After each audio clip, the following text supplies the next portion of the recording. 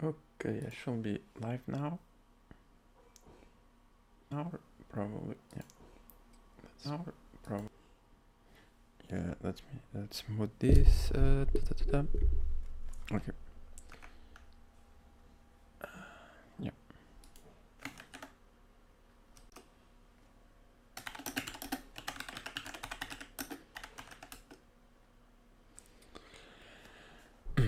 Okay. So maybe I'm going to just wait like a minute before anyone sorry. Just going to wait a minute for someone to join, maybe.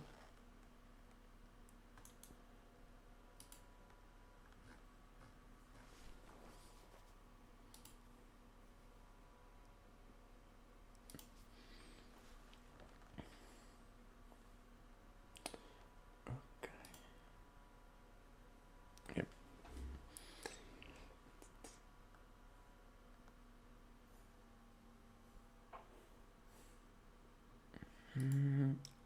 Yeah.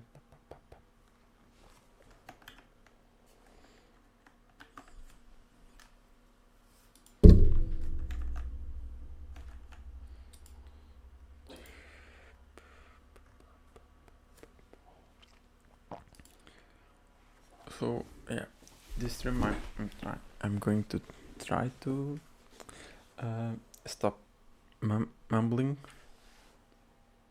as much I was in the last stream.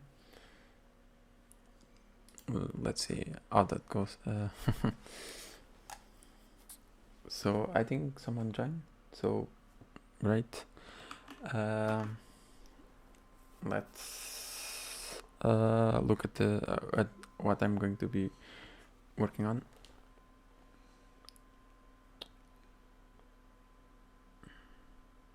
Yeah. Before we start, let me just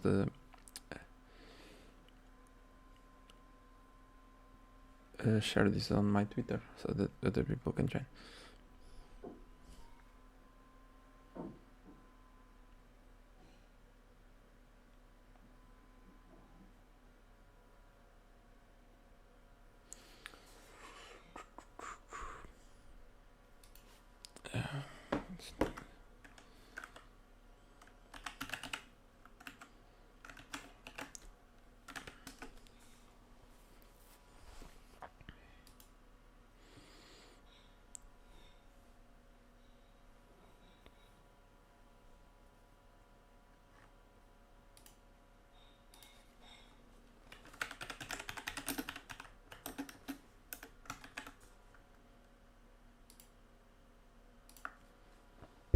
Okay. Done. So yeah. So over the last few days, I started working on trampolim. This is the new project. It's a Python build backend. So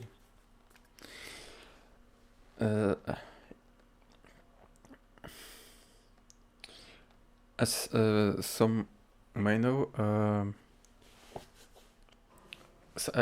Python packaging is kind of like a mess, and for the like up until now, the only backend that your people would actually use, that people could actually use, it was the only option was setup tools. So you will have setup.py file. Let me show you some. Yeah, and you will run and you in this file you will call this function, and that will like run things. But because we wanted to be able to use different backends, there was a proposal that is called PEP 517.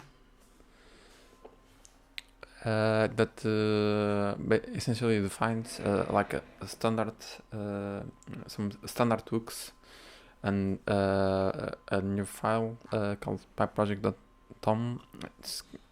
It's technically not in this PEP, but it's in 5.8. But yeah, so what you do now is instead of having a setup.py, you can have this pyproject.tom, and you say I want to run this backend, and you also specify some requirements,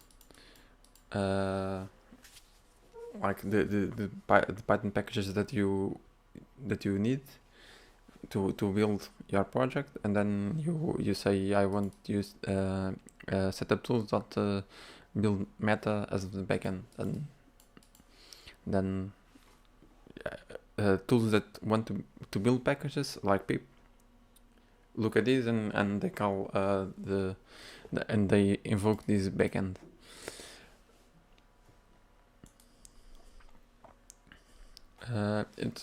But essentially right now we are able to have different backends, and everyone can implement their own backend, which is cool.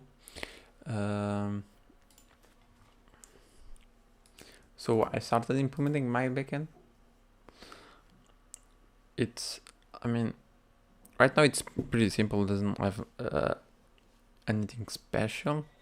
The only thing I think cool is that it can detect the project version automatically from Git repos or Git archives, which is, for me, it's really cool because I'm a packager, and we usually don't like to use slists or a source distribution like tarballs for to build our distribution packages. So I package for Arch Linux, and I would very much prefer to get either the Git repo or the or preferably the tag tarball from GitHub than to use this source distribution kind of format that you would generate during the build and then upload to PyPy, which is the Python packaging index, right? And then this is what, for example, pip uses to fetch the packages. But oh yeah, in case this font file. Yeah.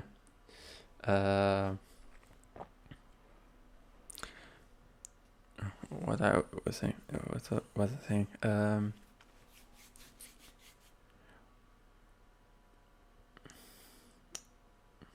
My memory is a bit. Yeah.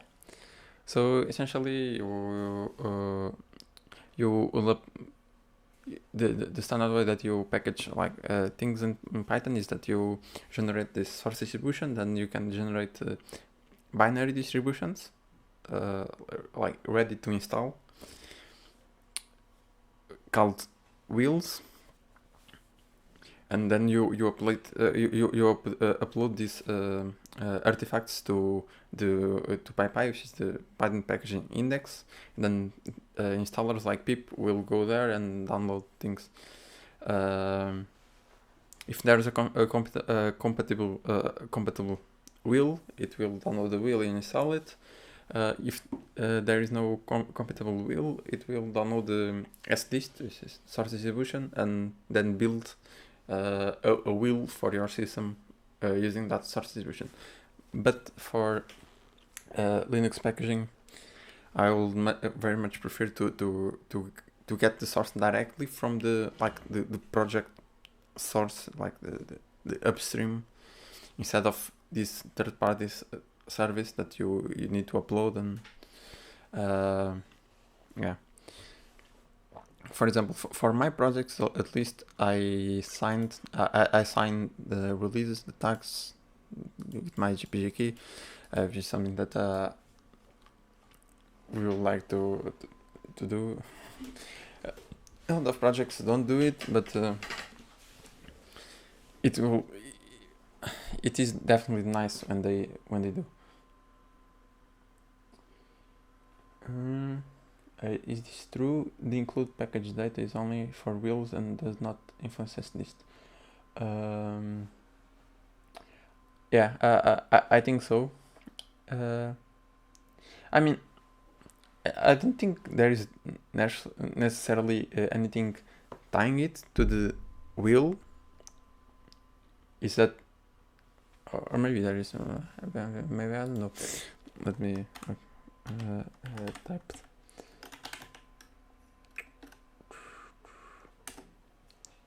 Yeah. Distribution. Maybe it is tied to the wheel.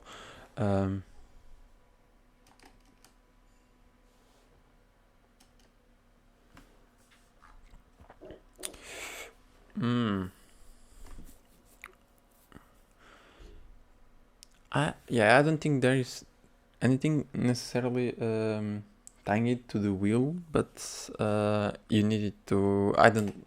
Yeah, I'm not sure right now. What is the why you need it? But you need it. I think it's for MyPy to automatically discover.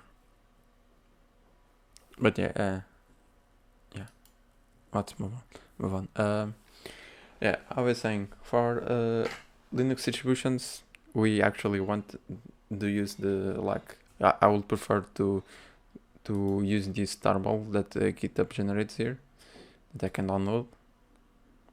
That's what I would like to do.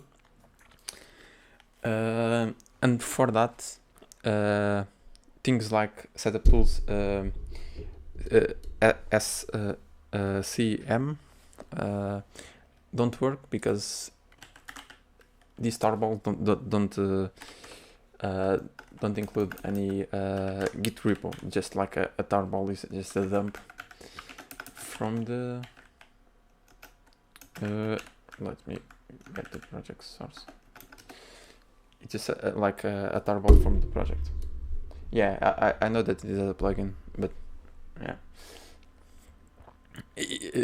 I do essentially the same that plugin does. Yeah. So yeah, one of the maintainers is watching the stream. Yeah.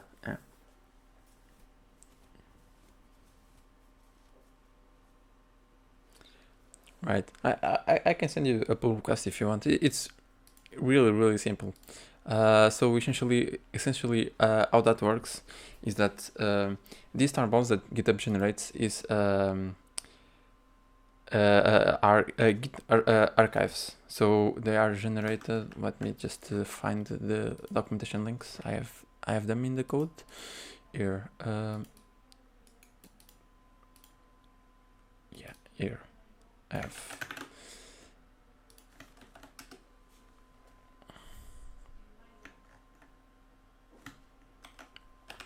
Export, yeah. So these artifacts on GitHub are Git archives. So GitHub will use Git archive to generate these tarballs, and and there's actually a mechanism that we can use to make it add some metadata. That mechanism is called Git attributes. We can say to run this export. It's in documentation. Yeah. Essentially, it lets us put some format in the file, and then I specify that file in Git attributes with this tag, and it will look at, when creating a Git archive, it will look at the file and replace this placeholder with that metadata. So it's actually pretty simple to do it. You just need essentially these two files. The file that you have doesn't need to be in this format and this thing. It can be literally anything else. You just have to use this placeholder, and this is the from Git format, which I also have the documentation here.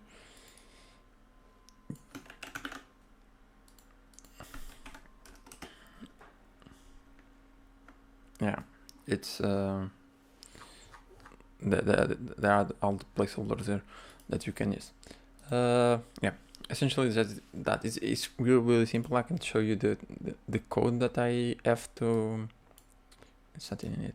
To parse it, like you said, like you saw, the format that I'm using is really simple, so you can just do something like this. Yeah, let me show you maybe an example of what it looks like when you have something. So it will show, for example, something like this. If I do a git archive from a tag, it will show the tag here, and then I just look at the tag and use this as the version. Other case, in this case, I have a bunch of refs, but these ones don't matter. I only care about this tag.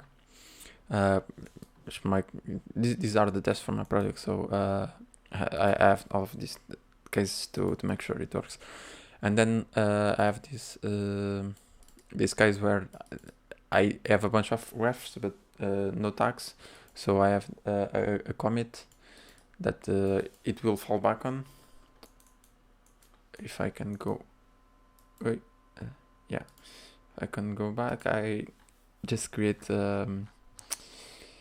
this. Yeah, I do. Yeah, I'm not sure about this, but this is what I do right now.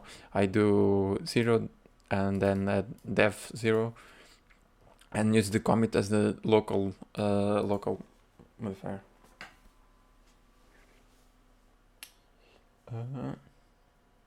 Okay, yeah. Yeah, Julian. I think it should stay on my Twitch channel, but I will also upload it to YouTube. Yeah. So yeah, essentially, come back to what I was saying in the beginning. This is the only thing that the only interesting thing that is implemented right now. I mean, I now want to implement a task system similar to how Nox works. Let me see here the documentation for Nox. So yeah, like this. You will do import trampolim, and then you do trampolim.task, and then you could have like several tasks, and we will run them. I think I'm going to do the same thing as here. I'm going to pass it a session argument that you can use to modify things or to add things. I don't think modify. For now, I don't think I'm going to allow modifying anything. If there is a use case, I can do it. But for now, I think I'm just going to let people add. For example, add files to the package source. So let's say I generate some code, some Python code that I want to include in the package. I will have a task that run some command. I don't know what it is. It runs some commands to generate the source, and then you could essentially append those files to the package source. And then when I'm building the SDs and the wheels, we would take also copy that source to the archives. I'm not sure yet about like parallelization, because it's a tricky thing. I want to be able to run things in parallel, but there are use cases but like running things in parallel is tricky, because then you don't have like a proper output.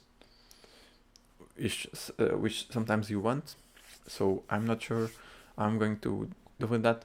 I think what I was thinking probably is adding a different decorator for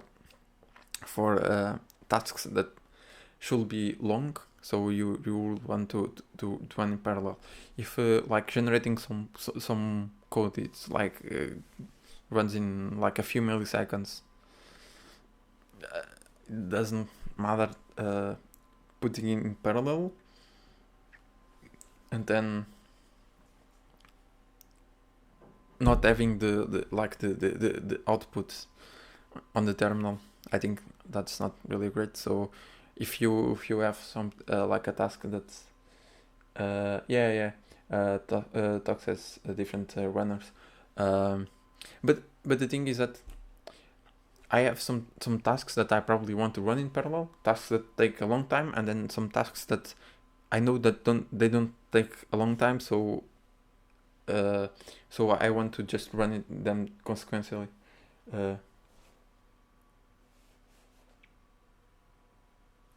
Integrating a task tool. I don't know.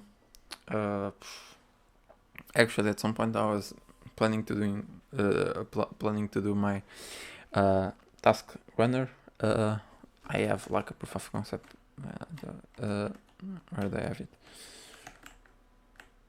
Here, yeah. I did something like this that will have like a really nice output. Let me. Can you read the code on the screen right now? I don't know if I can like make it bigger. I'm not sure what are the key bindings for my terminal.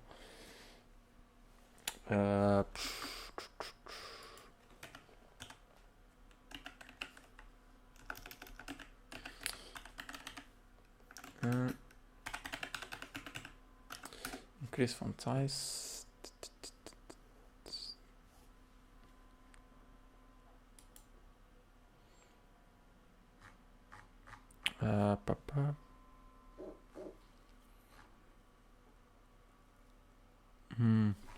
Yeah, I think I had looked into it, and you have to actually bind something. Because let me see.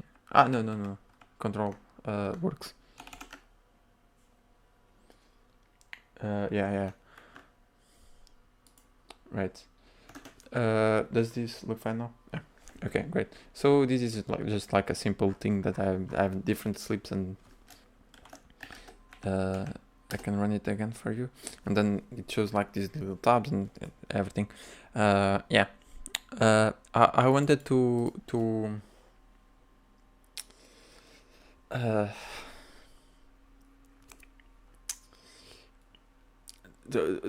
be able to integrate it like this, to have like a really nice output, and I mean, running tasks, at least for me, maybe I'm being a bit naive, but it doesn't really sound that difficult. And look, we don't really need something too fancy. Like Tux does a lot of fancy things.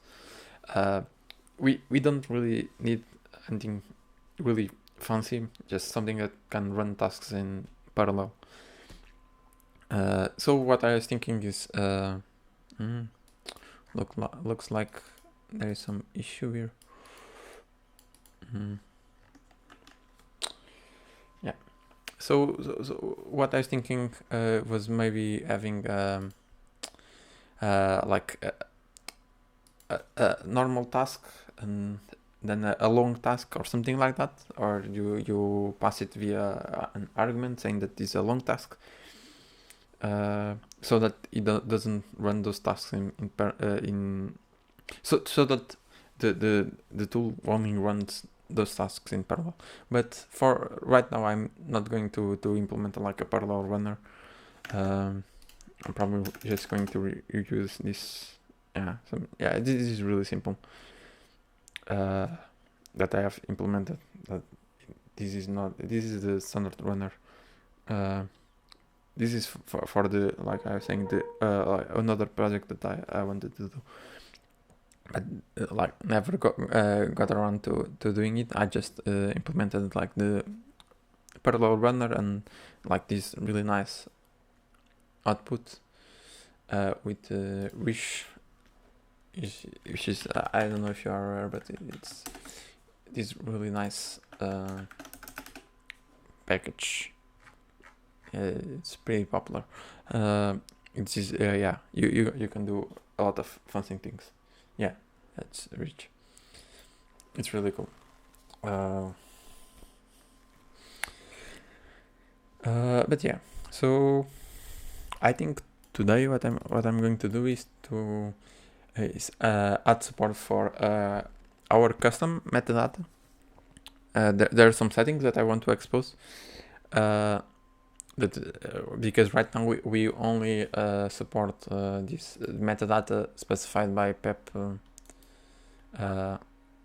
621, which is like the standard PEP, the standard metadata in PyProject.tom PEP.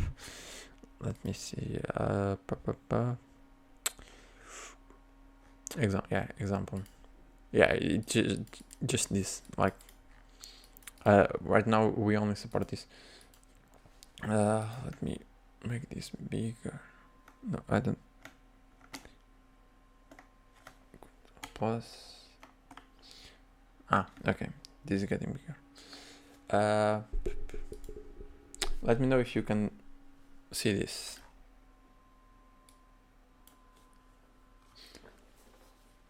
So I implemented this metadata parsing. There's like one or two things that I want to improve here, but I think overall the error descriptions are pretty good. So let me just close this and then okay, this is a bit big for me, but let me know. Yeah, so probably what I'm going to do today is this file. Yeah, I have this metadata class that I implement some methods to avoid duplicating this code. And then I have this implementation for standard metadata, which is the one from PEP 621. And probably today what I'm going to do is to do a class like this for the metadata that I want for our for like our specific backend metadata, so that you do tool.trampolim and then you can have some extra metadata. I think for now what I want to do is implement specifying the top level modules and maybe this like specifying directly the source that you want, because right now what backend will do is that it is going to try to guess a name from the I mean, it's not trying to guess, it's calculating a name for a module. For example, the idea is that you do trampoline and then your module is called trampoline. Let me show you in the maybe here in the test packages. So for example, I have this module called a file module, and the name it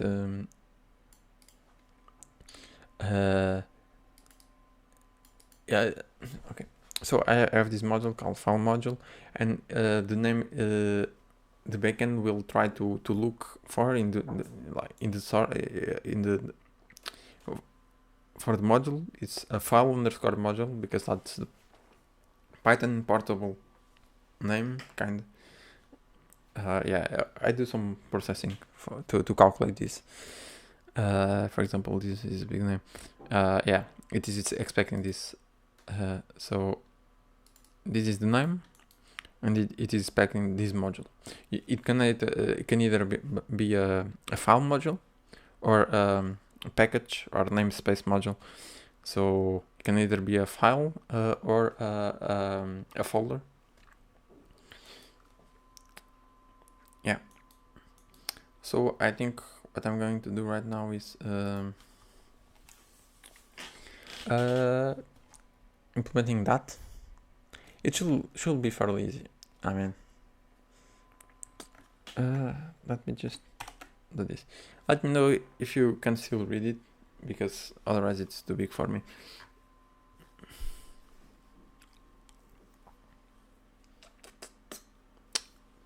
Okay, so I think some other people joined.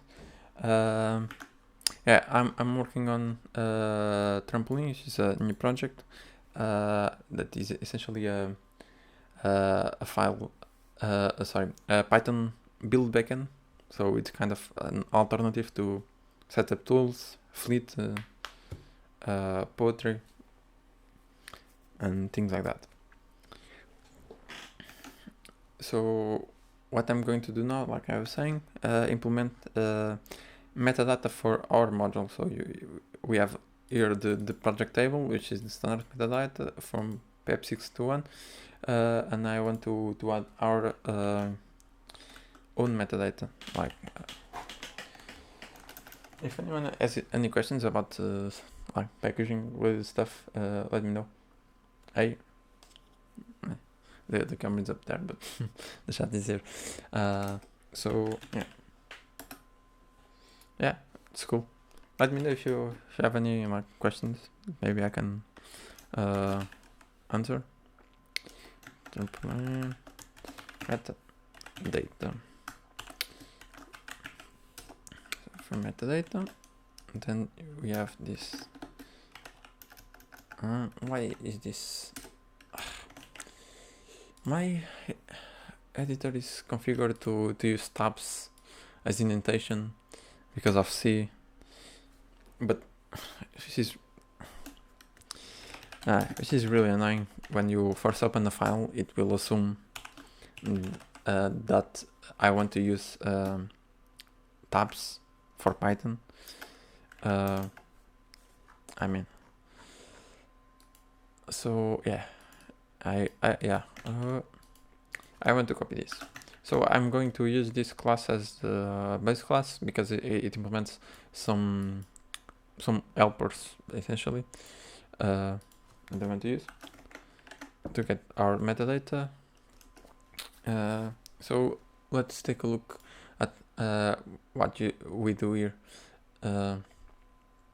Right. So essentially this is pretty simple. We receive a mapping, like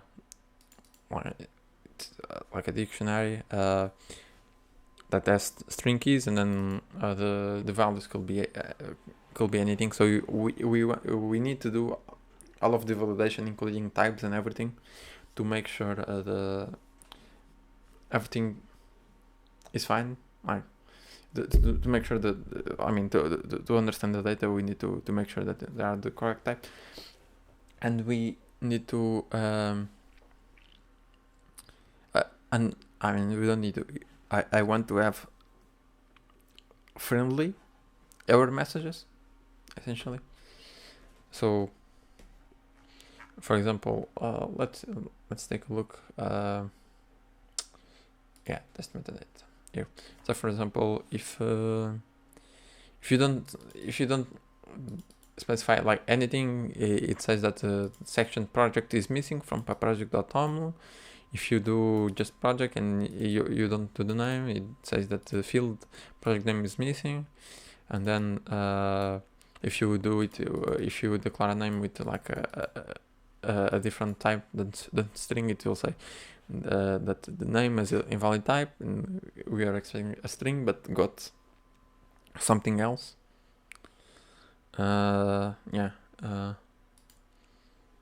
So overall, for what we want to do right now, it's pretty easy. Essentially, we want a list, so we can just do the same thing that I'm doing here, just getting a list. I have this helper that gets a list, and a list of strings, because yeah, it gets a list of strings, so it will like error out if you like in a nice way if you supply anything else. So I want to call it top level modules. It's not going to be a project, it's going to be tool.trampolim top level modules. That's what you want. So let's write a test for this. We are going to do the same thing we are doing in this test, but this test is for the standard metadata. We're going to do a test for the our custom metadata. Yeah. Like this, and then we do this.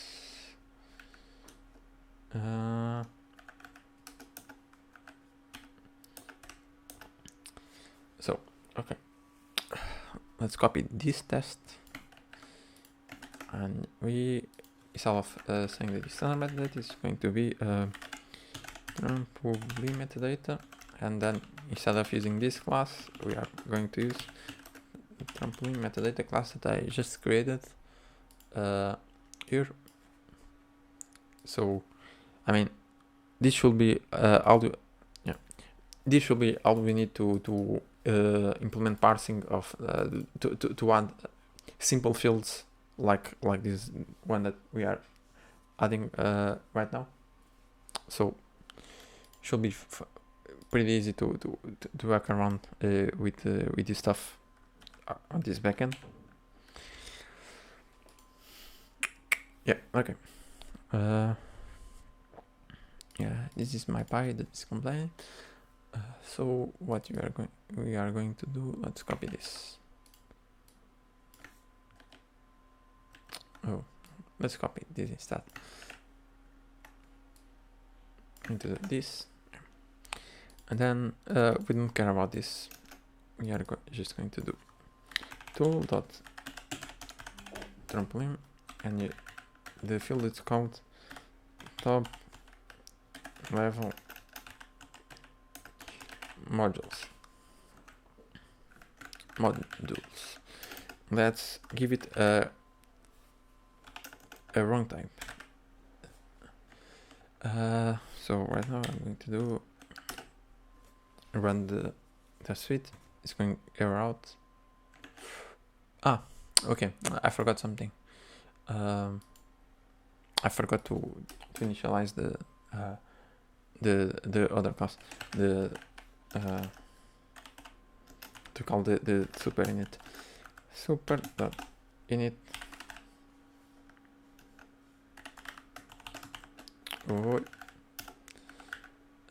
data.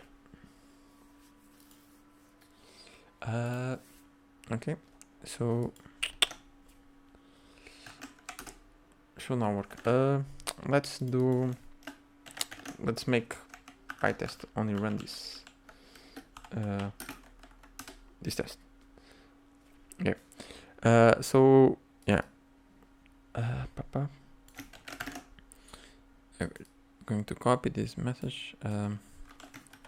What you actually get, which makes sense. So I tried to give it like a boolean value.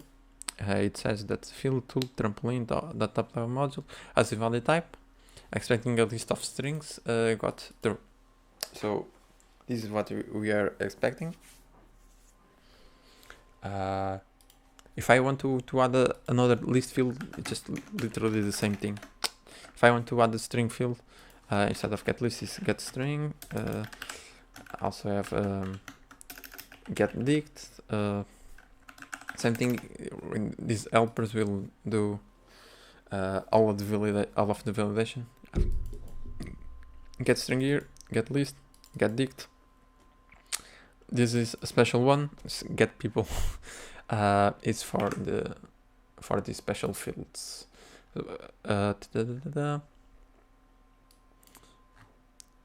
Get the no, it's not this pep. It's the other one. For this field, author and maintainers. It's the field where you specify a name and email. Yeah. We want to have tuples. Right. So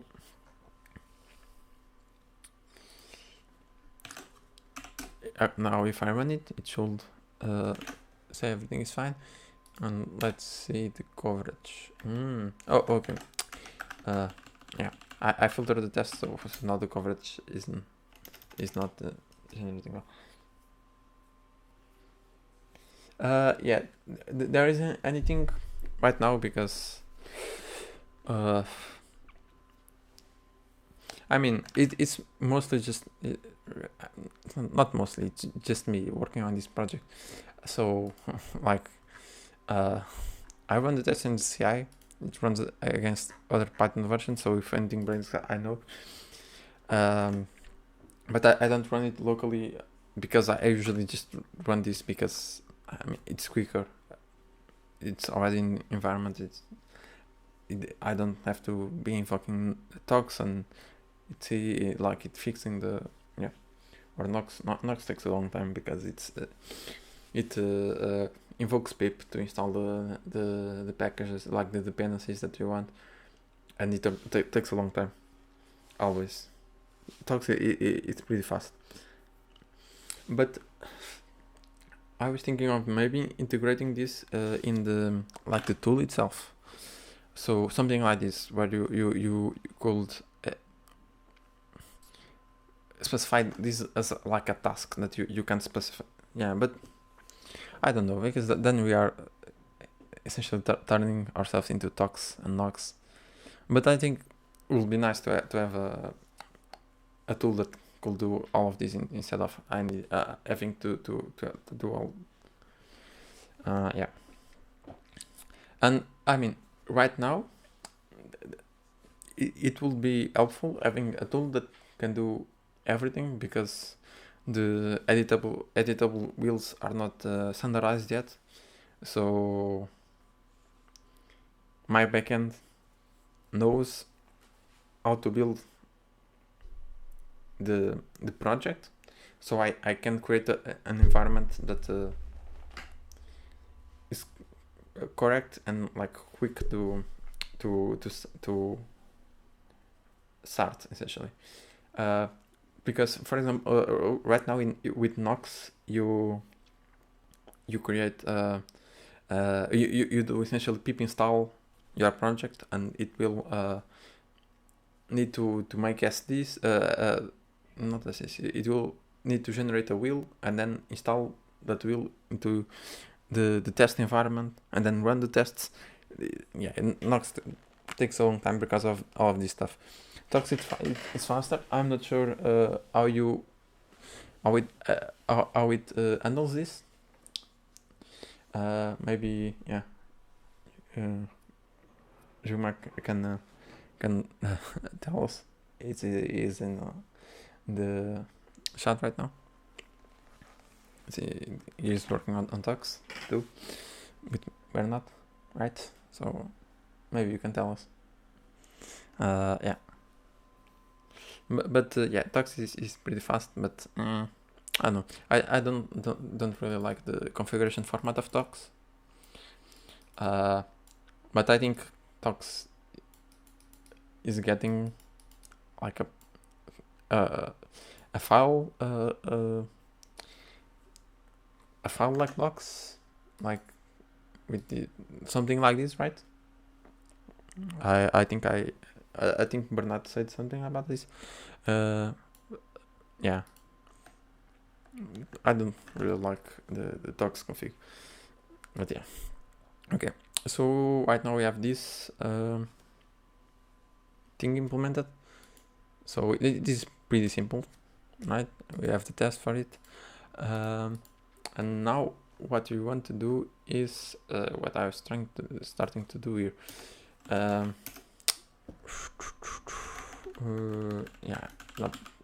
it's called top level.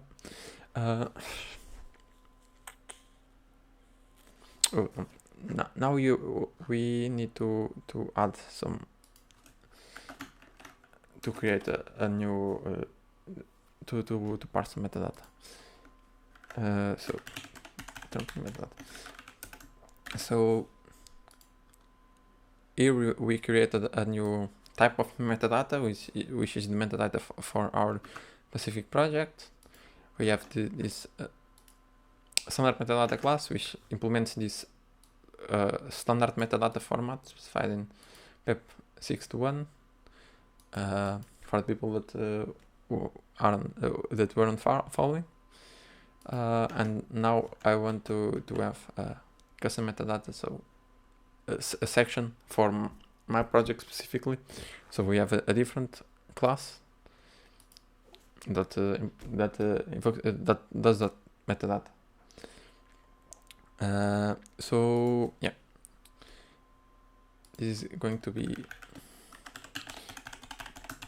trampolim metadata. It's a bit, yeah.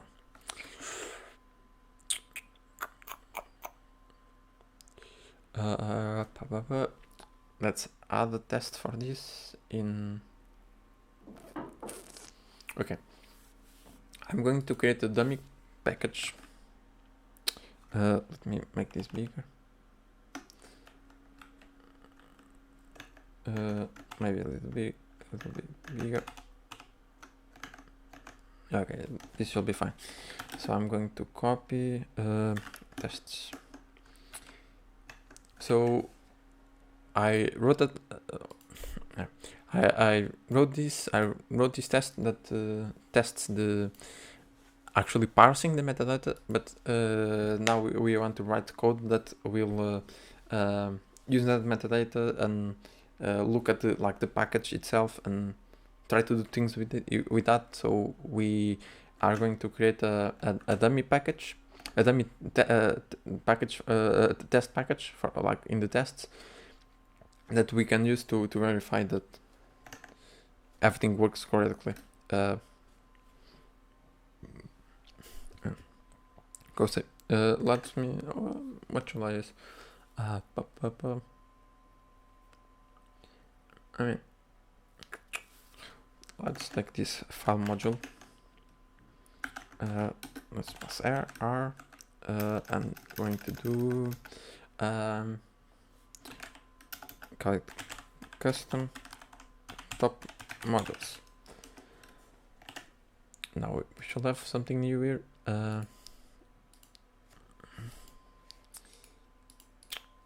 Let's delete this file. I mean, yeah. So call it custom top modules. Wait, we don't need this. So now we are going to put our to use our config. I'm going to do tool.trampolim, which is our backend, and yeah, a project. It's yeah, for the people that are not following, that were not following. I'm working on this project called Trampolim, which is a new Python build backend. So it's kind of it's essentially like an alternative to setup tools, Fleet, Poetry. I think these are the main ones. Yeah. Right now it doesn't have anything much. Doesn't have that. It's not that interesting right now. But the only thing is that it can detect the project version automatically from Git repos and also Git archives. So I think Fox Baron is here. He's also a Arch packager, so he's probably happy about that. So the GitHub tarbals will we will be able to detect the version from the GitHub tarbals, which is great.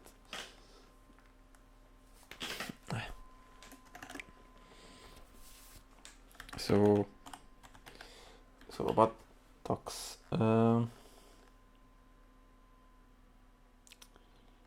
Oh, okay. So you are choosing to do it in pipeproject.tom. So we were talking previously about like the docs configuration format. Okay, so Tux is in Tux 4.1, which is not stable yet.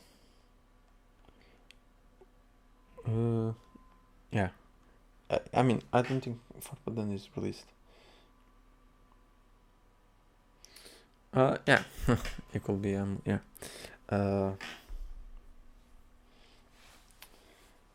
Yeah, but what I would really like is, like I said, is like a Python file that I can run like comments and everything. It's easier.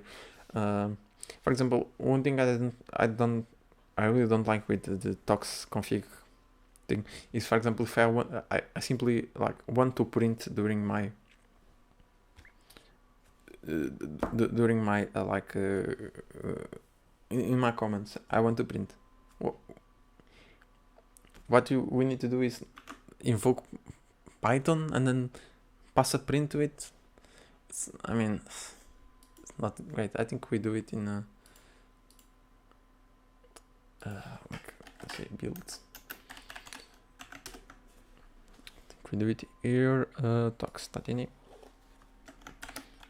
print. Yeah, we have to do this like. I mean, I like it's fine, but it's just like something that bugs me a bit. Yeah. So if Tux gets a Python configuration file like that works like Nox, it will be great. I mean, I will love that, but yeah, I don't know.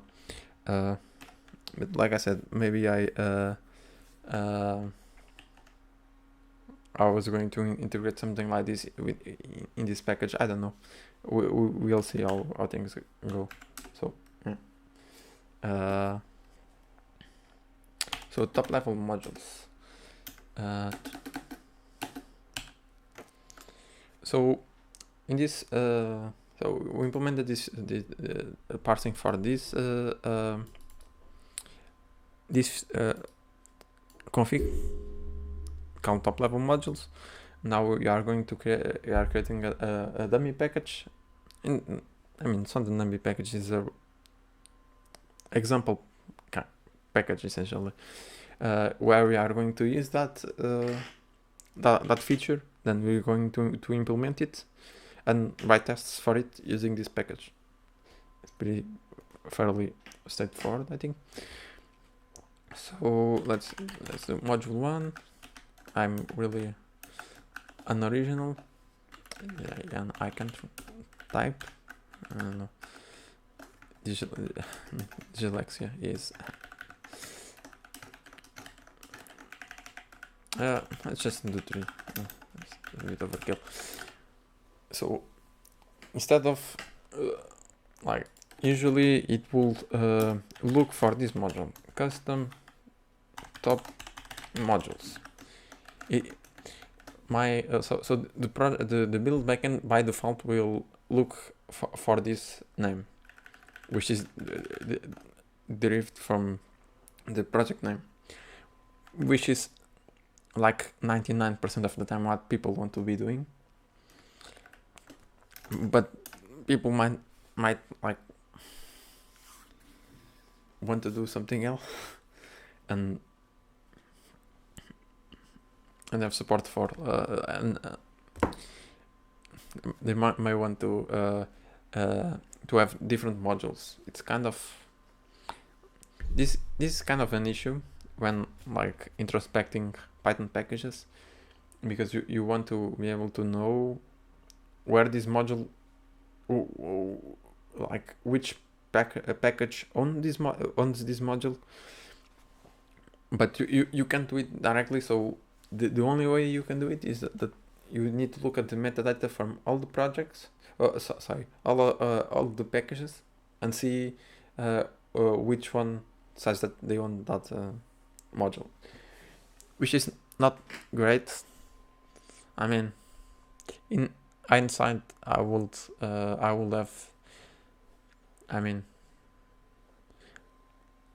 I wish they would have mandated that the package name must be like the module name, so that you don't. I mean, this isn't full. It's like there are some drawbacks with that, but I don't know. So yeah, it doesn't matter right now because we can change anything. So what we want to do is self dot trampolim metadata top level modules. The setting will show up here. So root modules, yeah. So essentially what we want to do is, if this is specified, we no, it's if this is not none, is not none, I'm going to return this. Otherwise, we will do our like name thing, like automatic name detection, kind of. Yeah. If anyone has any questions, let me know. Even like things related to Python packaging in general, not just this project. I mean, maybe like Ash packaging too. If someone has questions about that, let me know. I probably should be able to answer most things. And Fox Baron should also be here, so it could also help. Yeah. So test metadata. No. Test project. Yeah.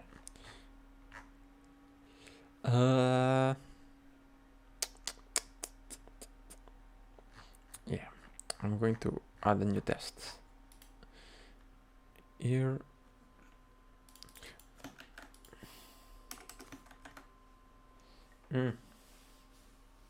Yeah, cool. I also like to like have like streams in the background while I'm working. Yeah, and I mean I don't think what I'm saying it's necessarily super interesting for people to be listening to, but I think it's a bit. I mean, it is interesting to several people, but I don't know. So yeah, getting back to this. So in PyTest, I have these custom features. Yeah, it's fun to watch other people's workflows.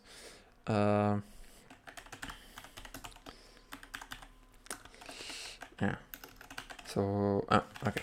In PyTest, I have this automatic these automatic fixtures that I like generate. I don't know if one is still here. Maybe he has opinions about that. I do. Yeah. I generate these fixtures automatically. Yeah, and I do. I put them in globals, so that I can say, for example, package custom top modules, and it will set this as the current directory, and then I can do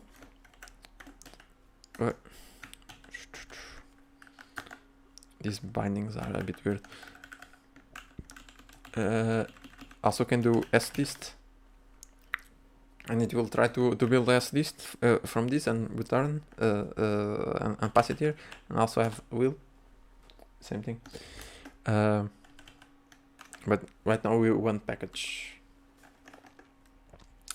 So what we want to do is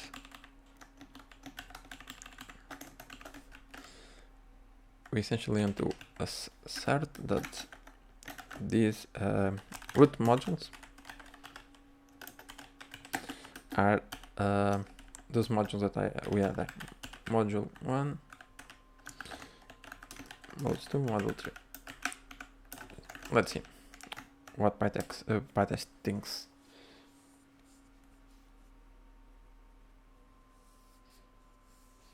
Okay, cool. If you have like any questions, let me know.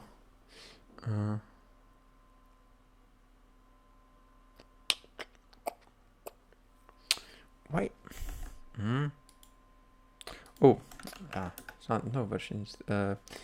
Custom top modules.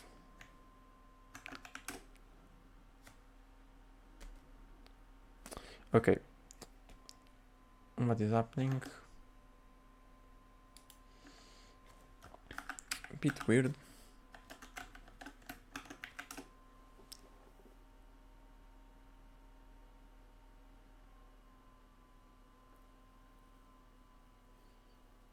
Right. Why is this influencing?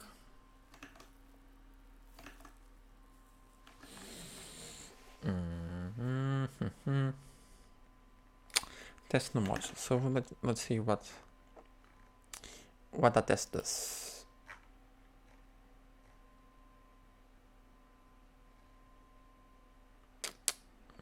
Where is this? No module. Ooh. Okay, so this test essentially make sure that we raise an error if the module that we were expecting does not appear, like if we can find it. So why, the question right now is, why is this code breaking that? So let's see. Let's print this and see. What is the value? Test no module. Does it pass? Oh, okay, I know what is happening.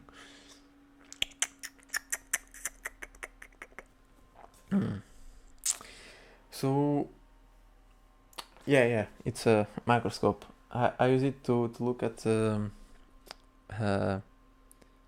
like chip dies, like silicon. No, I'm not an electrical engineer. I actually have no no like formal thing, formal like education in electrical engineering. I just like to think of it stuff. Yeah, I don't have anything. I just started like doing computer engineering. I'm like in my 3rd year, but I'm going to essentially I'm going to drop out basically because I'm not it has like affected my mental health pretty badly, I'd say, and I'm just like not seeing the value. So I'm going to like freeze my enrollment. So if like in 1 or 2 years, if I want to come back, I can. But yeah, for now I'm going to freeze it. What I do for work, I don't, like I say, I'm in my third year of college, but I'm going to, yeah, so I'm going to essentially drop out. So I'm looking for work. I mean, I have a few ideas of what I'm going to do. Like, I have had like 2 proposals, like from companies, but I still, it's still a little bit up in the air. What I'm actually, I think, trying, I, what I still haven't applied, but I'm going to apply. It's only like 7 days missing to apply, but I'm going to apply. Yeah, Ash is not paying me enough. What I'm going to apply to a position that Python Software Foundation has. I don't know. It's I mean, maybe I can find it. Which is for project manager, for Python packaging, like to manage the open source work and everything. Yeah, I think I have like a decent. A decent chance there to get that job. Yeah,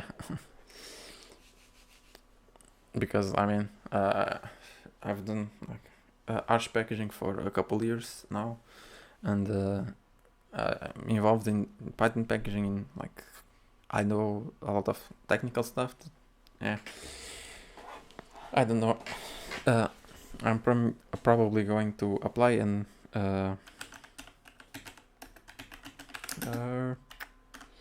Python packaging. Yeah, this is the, and the people also are also pretty great. So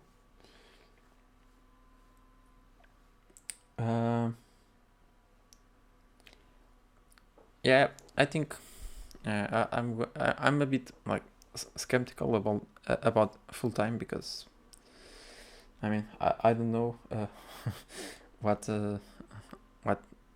effect that will have on my mental health, but like this job, it's like, I think it will be a really cool job. It's essentially doing working on things that I'm already working on my full time. So I don't know. We'll see. A job that I applied to, but I think I have much less chances, is the Python in Python C Python resident developer position that the Python Software Foundation also opened a couple weeks ago, which is essentially working on C Python, which is the name of the reference implementation. So essential Python, like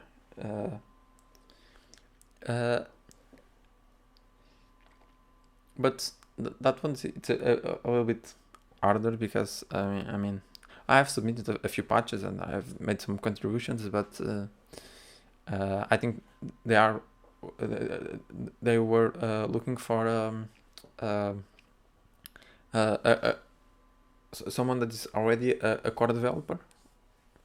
So, but I mean, I think there's still a little bit of chance that I might get it, because I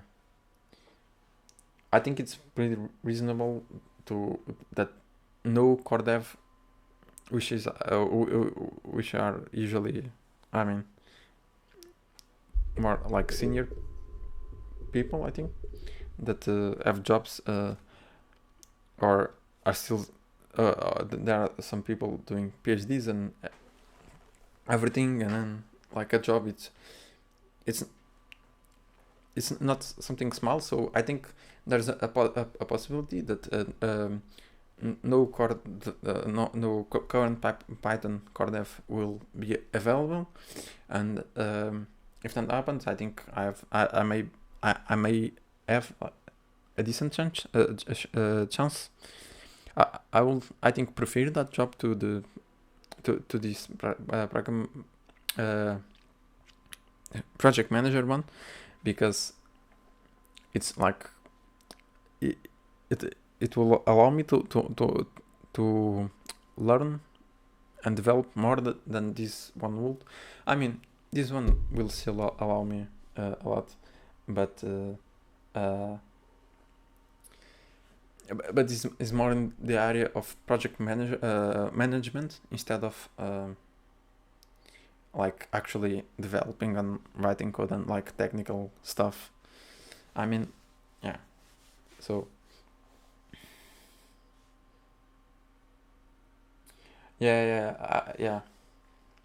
I was talking to some other companies that have like interest in my open source work in like drivers and stuff, because I write drivers for like input devices like mice and keyboards and everything.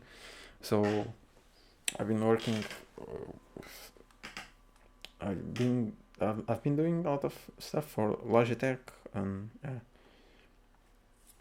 maybe I mean, but those like big companies, it's usually a bit hard to find find uh, the funds to put into Linux. Yeah. But I mean, yeah, it's a bit hard. I don't know. I think we'll see how things go. I mean, if I don't get that the resident resident developer position, it's not really a big deal. Because I think I have a decent chance with this one, and it's something that I will also be really happy doing. So,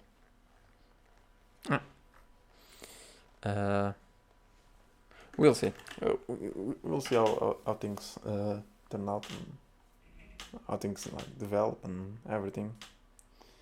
Yeah, but I should write like a cover letter and submit an application soon. Yeah, nice managers. Yeah. I think that's also one thing that I really like about these jobs, like these two jobs, is that the people that I will be working with are really nice. So yeah.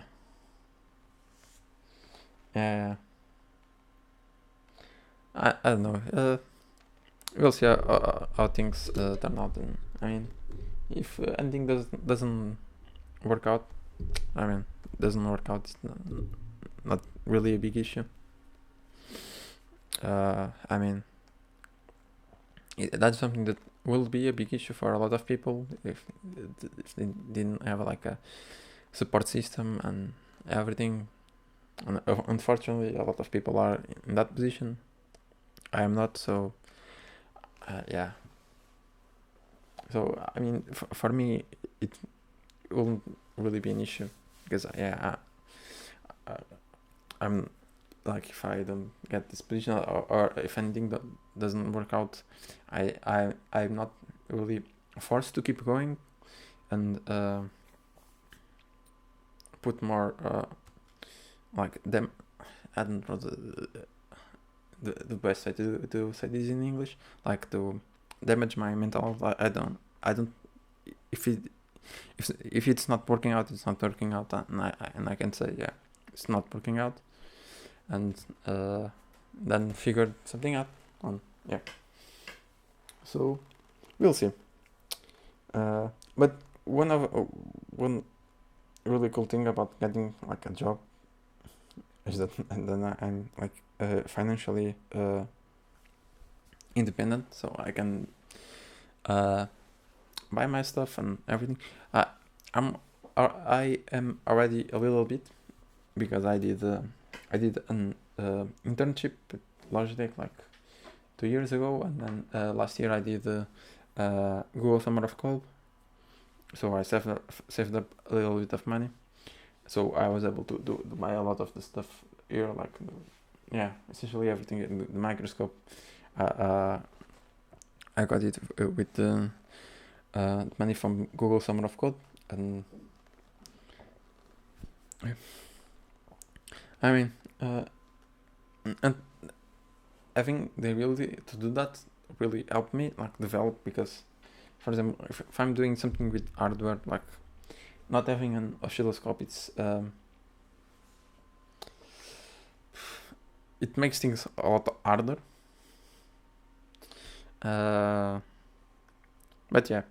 But it's something that I also don't use that often. But when I am doing something that I need to use it, like I need to use it. Otherwise, I'm wasting hours trying to guess what is happening, and so those opportunities allow me to buy the things I need to do what I want to do, and so being independent is nice. So we'll see how things work out, and okay. So getting back to this, the issue here is that this get list will return a list.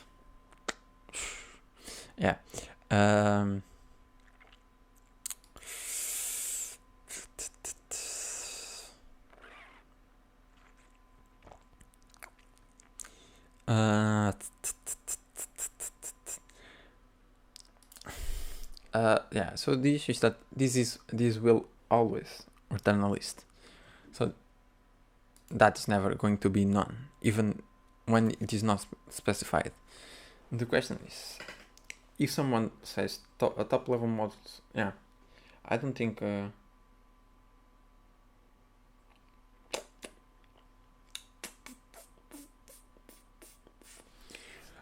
So what I'm going to do is I'm going to add an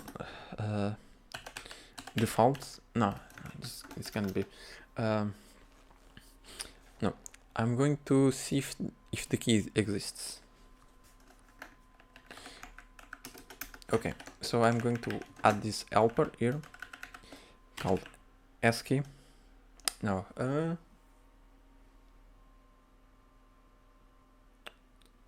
no, I'm going to implement via in.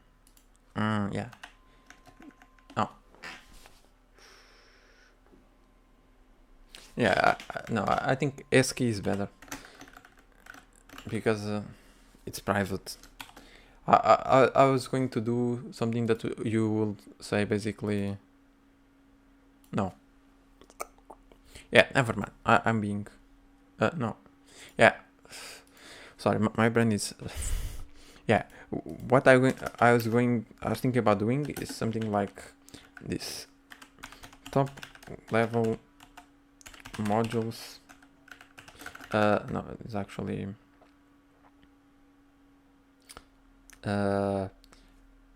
Tool dot trampolim dot level modules here. Yeah, what I was thinking about doing, I mean, maybe I could do this, is doing that, or maybe because it's the trampolim data, just this. I mean, okay, so this is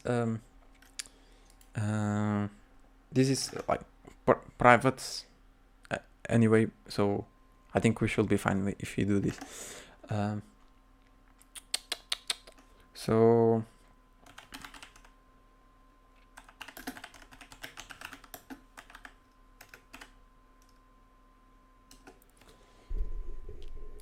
yeah, in operator contains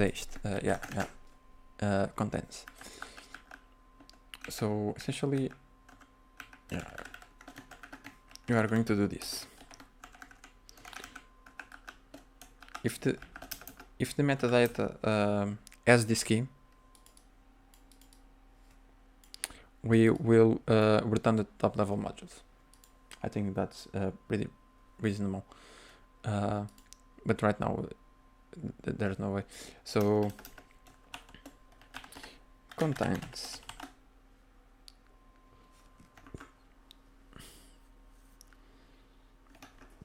key. Let's do any. If not, is instance key string. So return false. But this should be a boolean. Otherwise,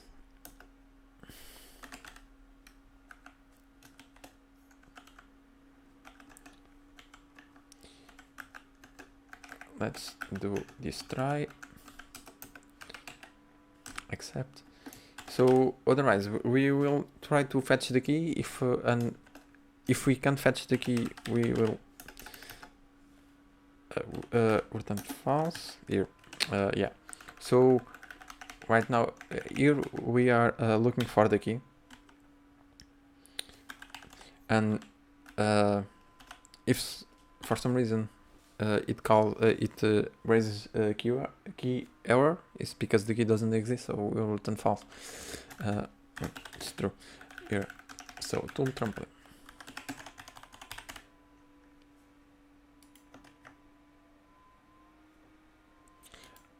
Okay, I think this should work now.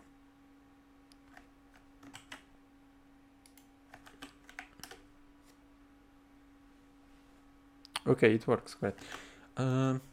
Let's look at our coverage.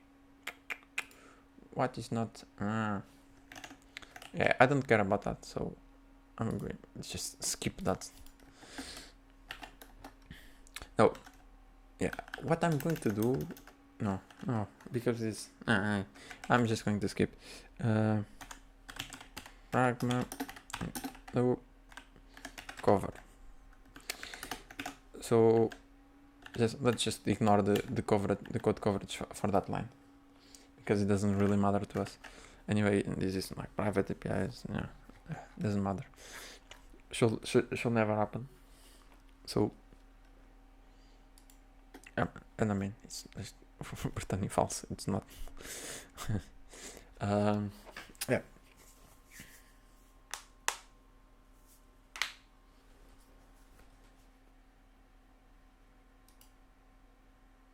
I mean, I don't think we even need this, because if it's another type, no, we need it because we are trying to use this string.split method.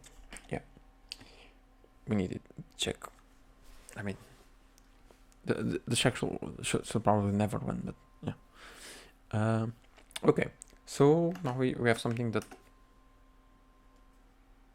works essentially. So let's just go back and see.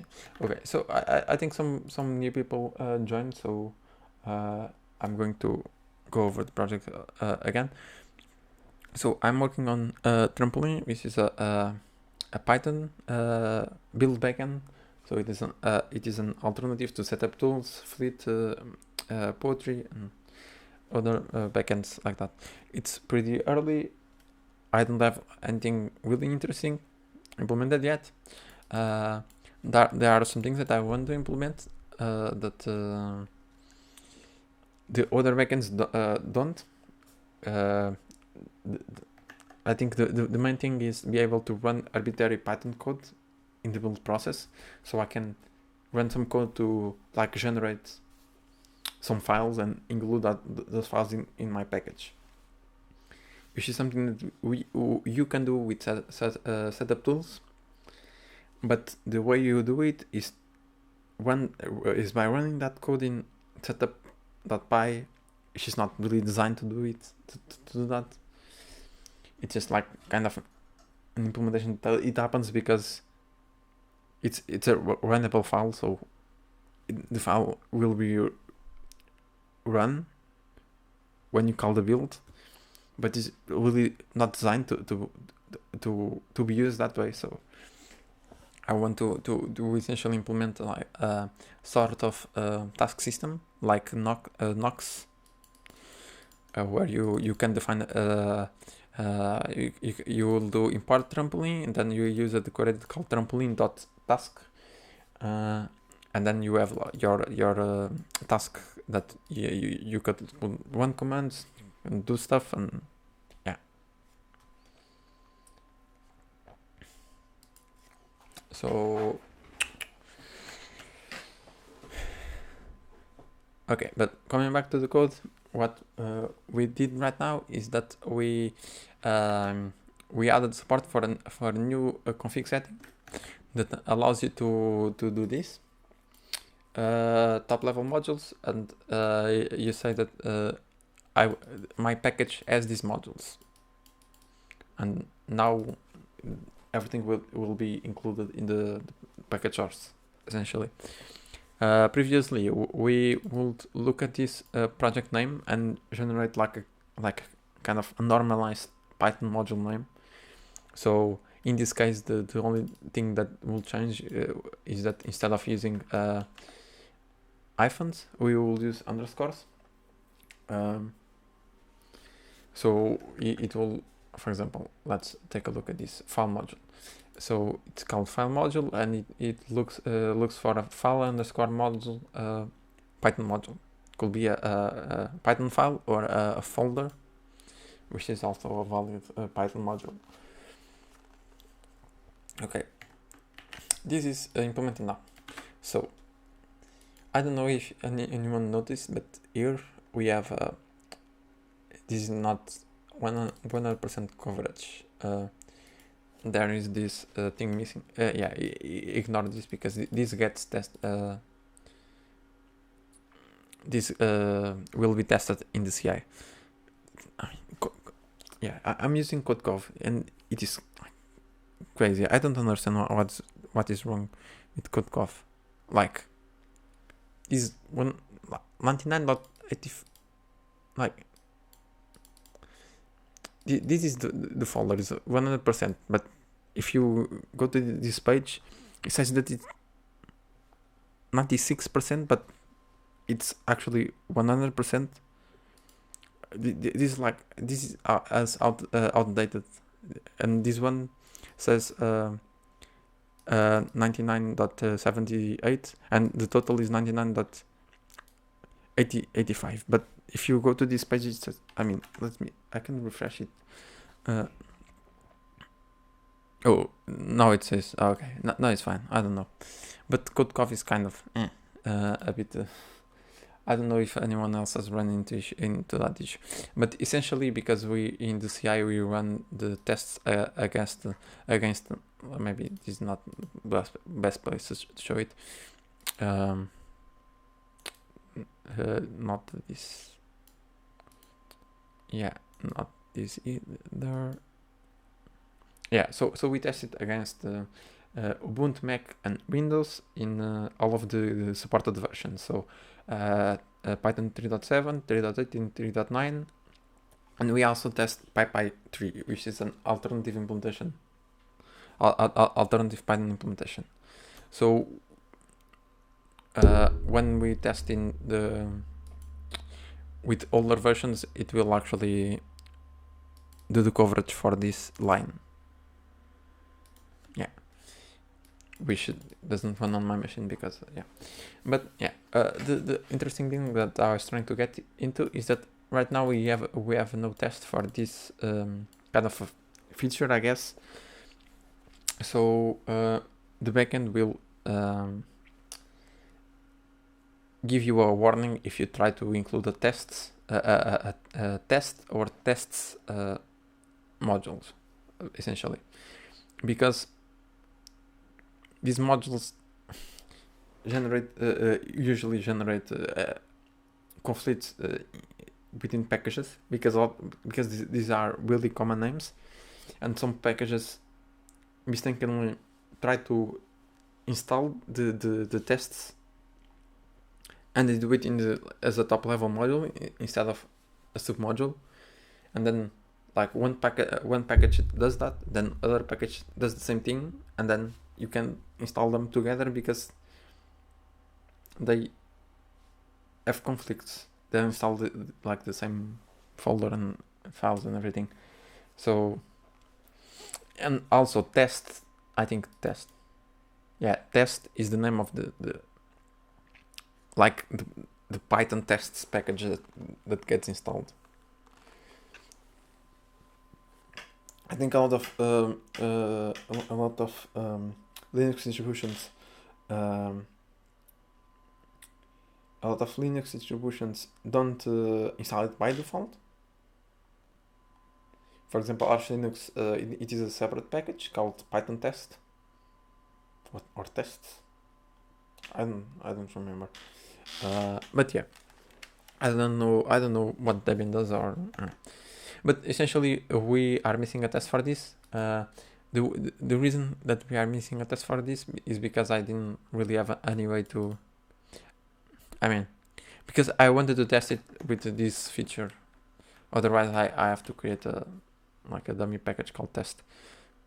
Yeah. So, which is fine, but I mean, we have. I was just waiting to implement this feature to do that. But yeah.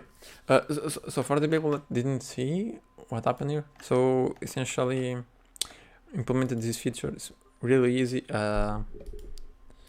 I added some metadata. Then, yeah.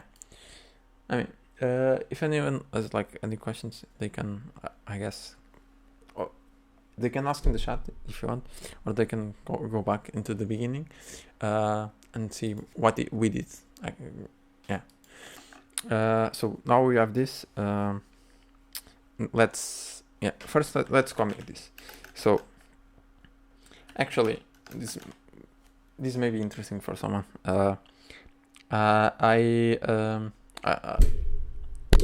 I essentially I never. This is not the correct. Yeah. I always commit like this. I used. Let me. Git add. Okay. This GAP is an alias that I have, but I always do this.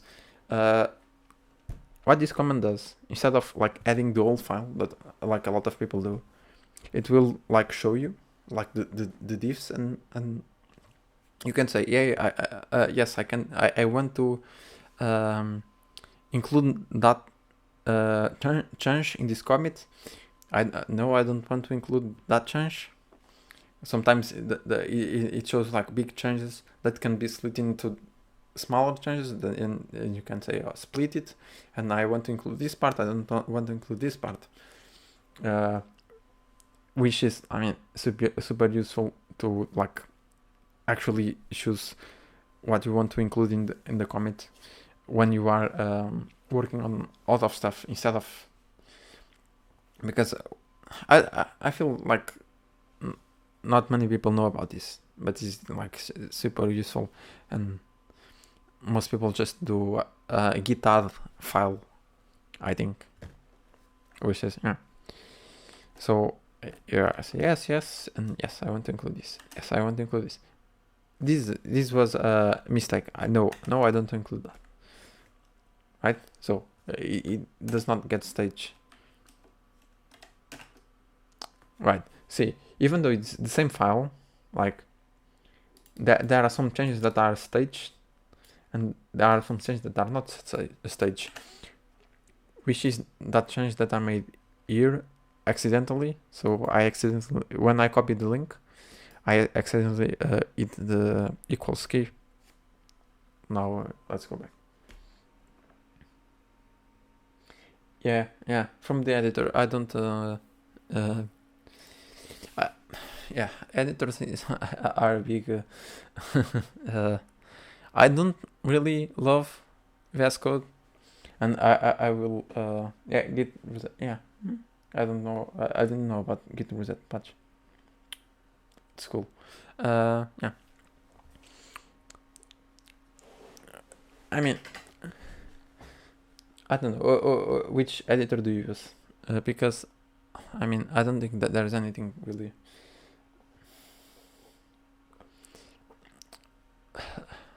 Like support that supports that properly in VS Code. Okay, yeah, Vim. So the thing is, look, I use Vim in the terminal, but there are a lot of things that I want to do with that. I mean, I like Vim as an interface.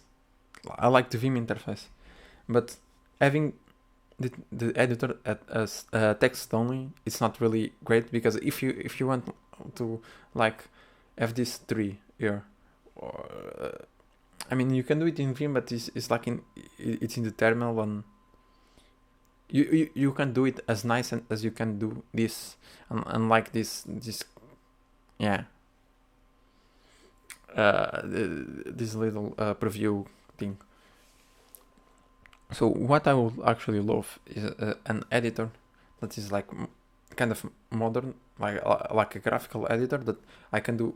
I can have all of that and then use the essentially Vim keybinds and work essentially like Vim. Yeah, Vim has a lot of keybinds, so yeah. I spent a bit of time learning Vim and keybinds, but yeah. I was all of it actually, but I still feel that like that a lot is like 10%. So yeah. So what I would actually love is like a text editor that you can have, like it's a graphical text editor, like a graphical program that has all of this, but it's like Vim essentially. Yeah. Only Vim. I never heard about it. Only Vim. No.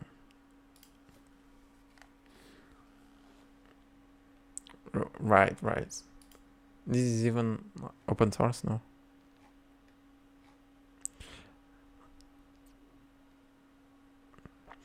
Oh yeah. Oh, okay. This is JavaScript and Electron. Yeah. What I found out is that the keybind and the Vim keybinding, like the official Vim, like the Microsoft supply Vim keybindings for VS Code suck. I mean, I use like this alternative plugin, which is not great, but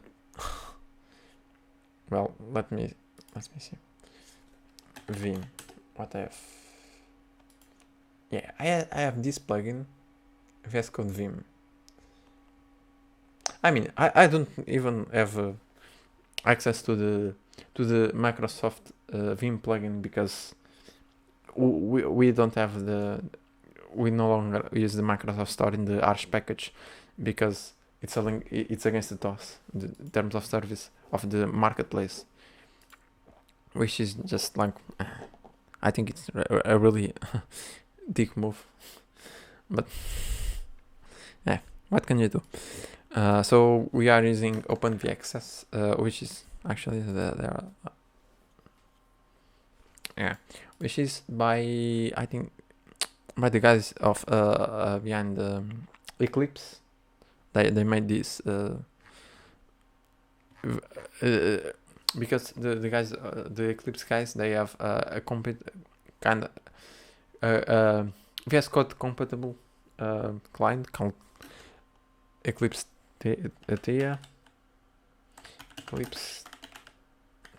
Yeah. So yeah, cloud and desktop. Yeah, I actually need to look into this and see what are the difference from like the actually VS Code 1 and I don't know if this is a re-implementation or if it is a fork or I don't know. Documentation. Plugin. Download. Source code.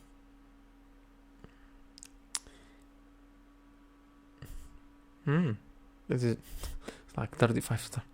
What?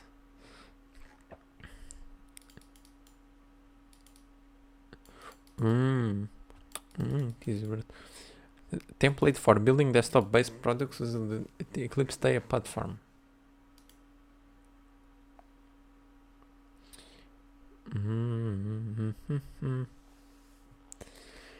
Yeah, I have to look into this. See how it compares to like VS Code.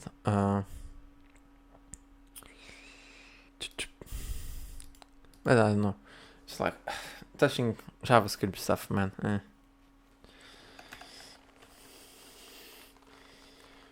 It was a pain in the ass when I first did like the Arch package for VS Code. And I mean, now it works pretty pretty fine. Like, and right now I really don't have any issues with it. I just like bumping versions and everything works. But it still has some quirks with like icons that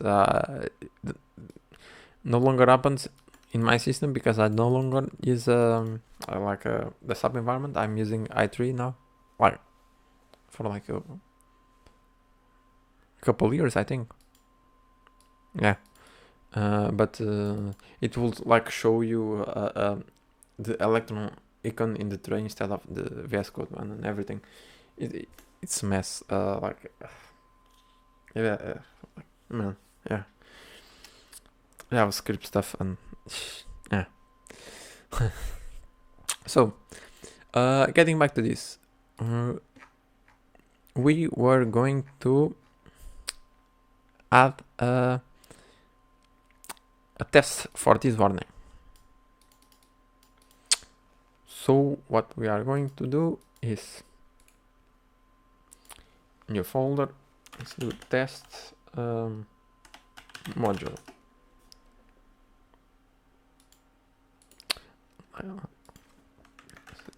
Desktop level module. Custom. Let's copy this. We don't need it anymore. Oh no, I was staging. Papa. Yeah, I also have this. I'm sorry. I also have this alias called GA that will. Let me open it to see. I'm using Fitch. This is just it will call git ls files and then pass the files to FCF, which is like really cool. This really cool project. FCF, yeah. Fuzzy Finder.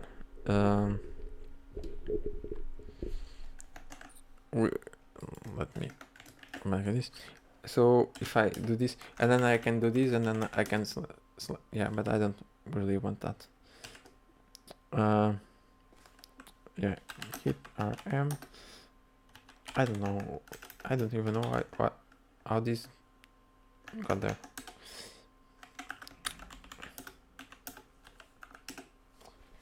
Yeah. Go to sleep. Yeah. Yeah. Honestly, I don't think I'm going to do anything like much right now. I'm just going to add the test for this morning and maybe finish it. Finish the stream. If anyone has questions about Python Arch packaging, just ask in the chat. Otherwise, then yeah.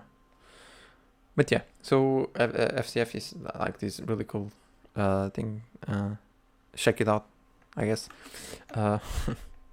So let's see.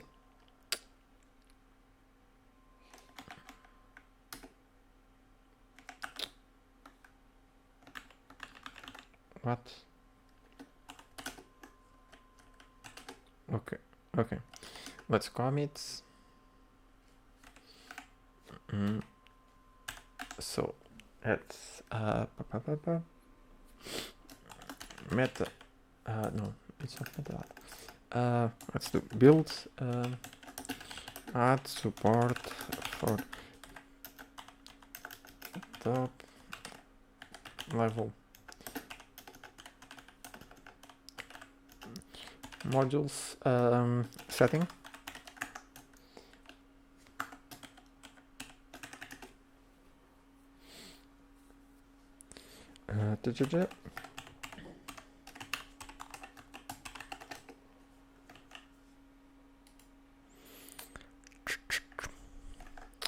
Yeah. So now we want to add this missing test project test. Let's copy this text, this test, custom. No.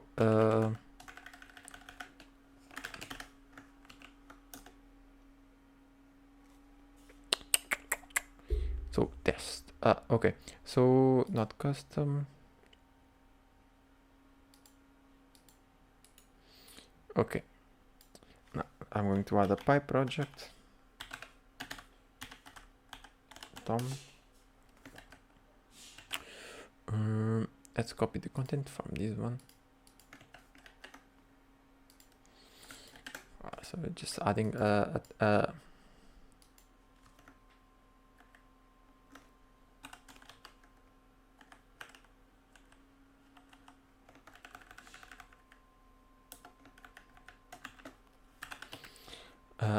like a package to use in the tests, and here we are going to say tests,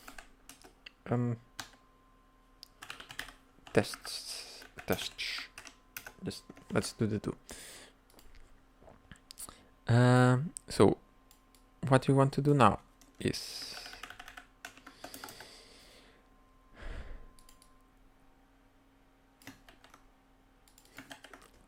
this.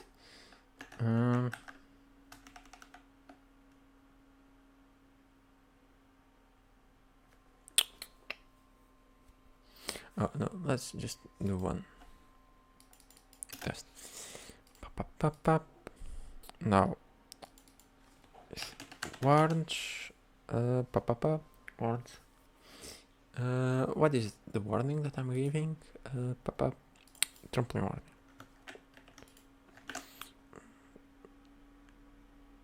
Let's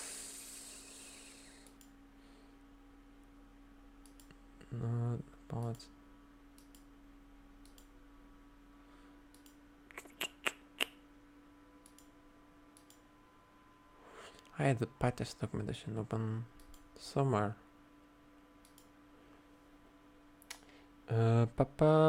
Okay. Whatever. Let's do PyTest docs. F. Now I'm going to do API reference. Warns. PyTest warns. Exactly. This is what I want. Okay. So this works exactly like the other function. Trampoline warning, and then what is the message? Okay. Test project. So we are making sure that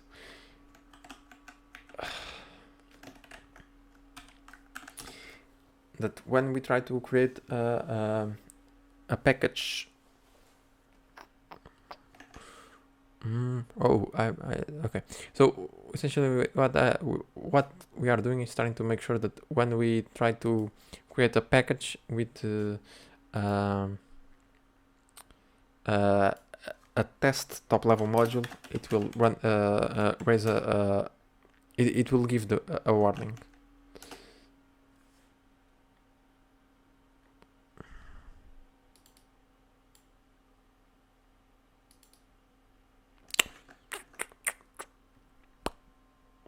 Oh, okay. I'm done. I forgot to use our package.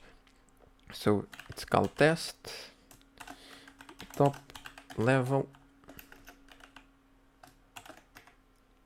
Yeah. By the way, I'm in the PyPA Discord. I'm in a voice channel. If anyone wants to like have a talk, just like come.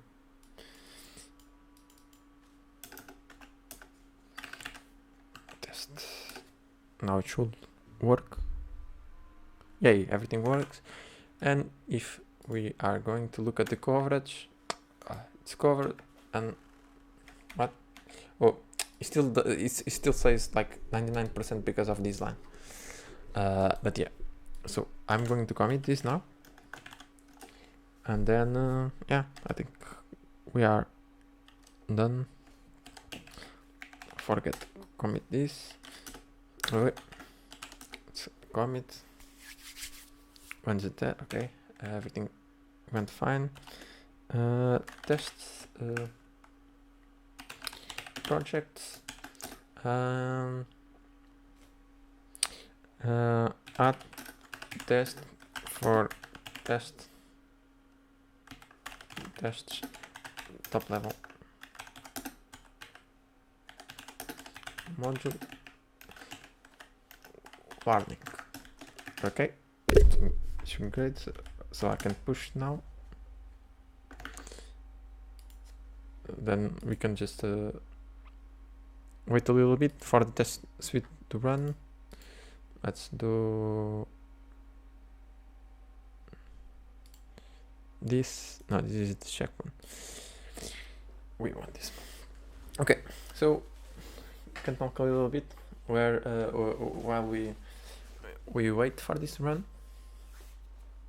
And then yes. Oh, some new stars.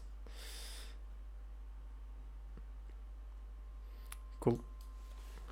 Okay. Seems to me that everything should be working.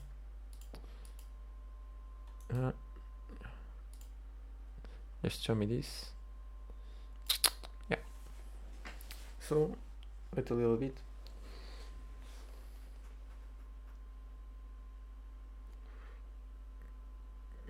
Yeah. Doing git commit v.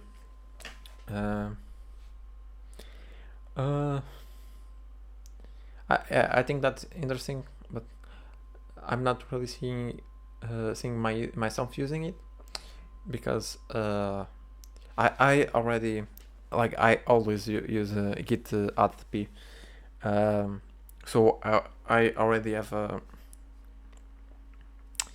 I already like curate what goes into my commit usually, and when I'm not sure if about something, I will just like do a git show. So most of the time it's fine. No, this is should say 100% of. Yay! Now the project really has 100% of test coverage, which is great. But yeah. But the thing is that I usually I don't find myself using git show very much. It's just like sometimes when I need it, and printing the old commit can be a bit. I think most of the times I don't want it, because of, like, if I'm doing a big commit or something like that, it like clutters the terminal.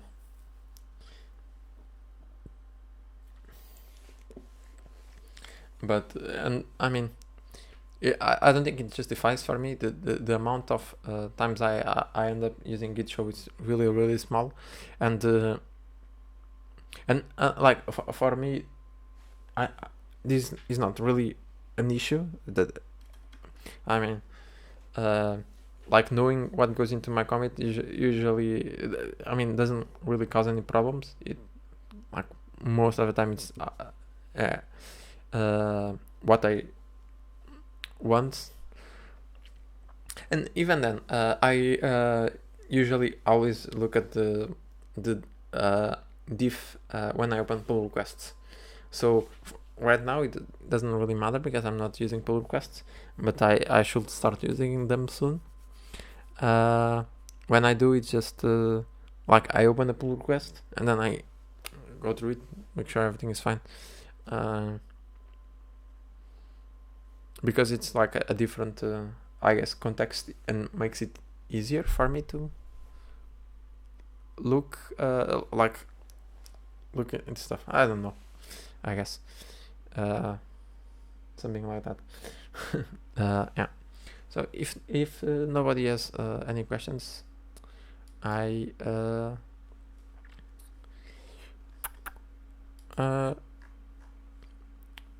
probably going to end the stream. So before I end, just like let me just show you this project that I'm doing with my friend. So we are doing we have this project called Open Input, which provides which is supposed to essentially be like open source and all things related to input devices. So I think the main thing is this this repo is it's a firmware for input devices. For example, I don't know if you will be able to see here, but yeah, like this. Let me look into OBS to see. Yeah, I have this mouse here. It has some cables coming out of it, but this is Steel Series Rival 310. So it's the name, and it works. It is supported by our firmware. So this mouse is STM32F1 chip, which it's really common. So essentially, what this firmware does is, I mean, it's an open source firmware for input devices. Along with this firmware, let's see the documentation here. It's a bit slow, but yeah, we have this protocol that I have been defining to configure settings. So right now we don't have anything interesting in protocol, just like the base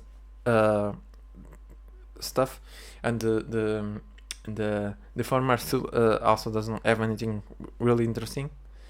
My friend just started working on being able to change the DPI settings on the sensors. So that's something that I'm going to be adding to the protocol soon. So we have this firmware that implements the like firmware for all of these devices, and it is designed in a way that it is fairly standalone. Is that you can easily add support for other platforms, essentially, and like other devices.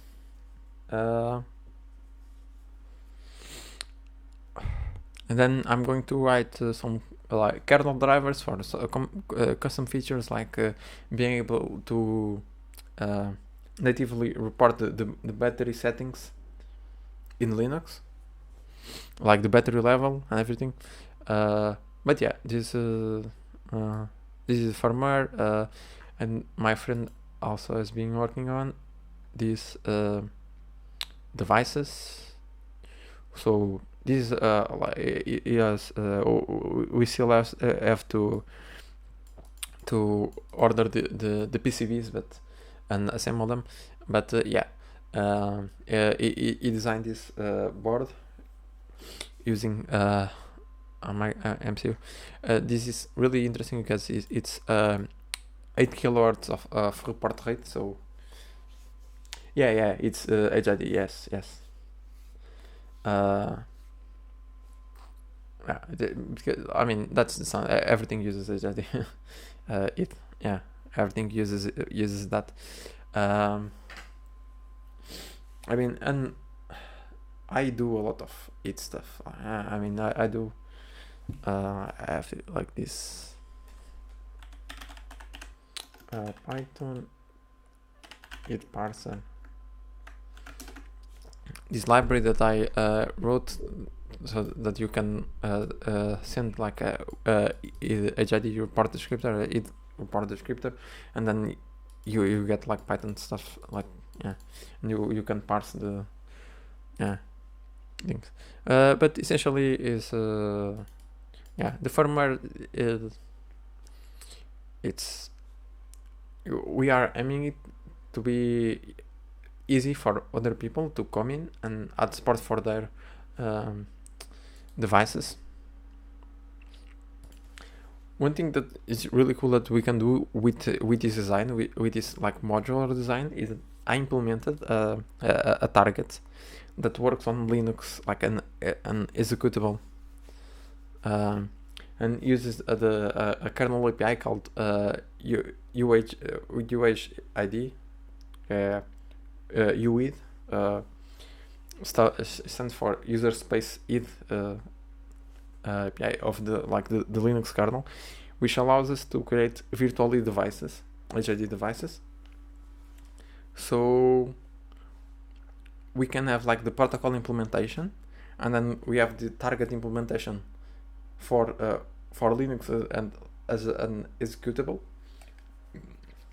And then we can like emulate stuff, say configure the sensor and stuff like that, and we can test the protocol implementation of the firmware really easily on like CI and something and stuff, because we can create virtual devices and have like the real drivers work, the real drivers talking to them, and I think that is really cool. And I mean, I can show you how what it took to implement this. It's really simple. So this is like the main file. It's just read write, read open, create, read event, wait for kernel start, wait for event. It's like and send. It's 122 lines of code. Then we have this. This is the something that we have to do is the AL, which stands for hardware abstraction layer. This is essentially what exposes the protocol. The platform specific implementation to the rest of the code. So essentially, if I go here in protocol, so what the protocol the protocol just says protocol send. Let me get you. Protocol send report. If I go this, it simply takes the config.id all send. It's basically an abstraction layer. It's really simple, a really simple abstraction layer that allows us to do this. I think it's really cool. So we are doing the firmware. We also are doing custom hardware, but the firmware will support a lot of devices. I mean, it's really just up to adding support for devices, and I think most of the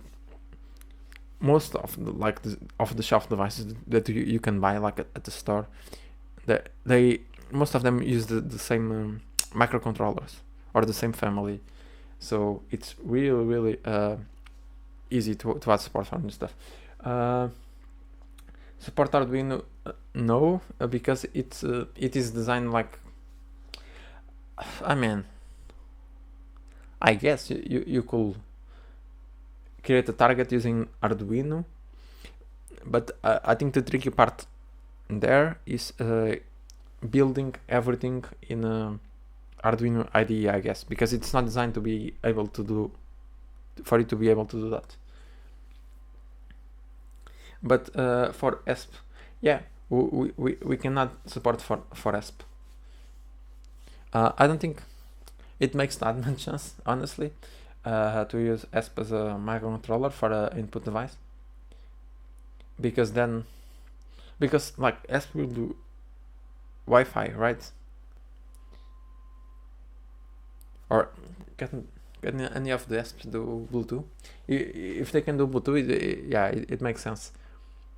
But if it's Wi-Fi, it doesn't really make sense, because Bluetooth you can say, hey, this is a Bluetooth input device.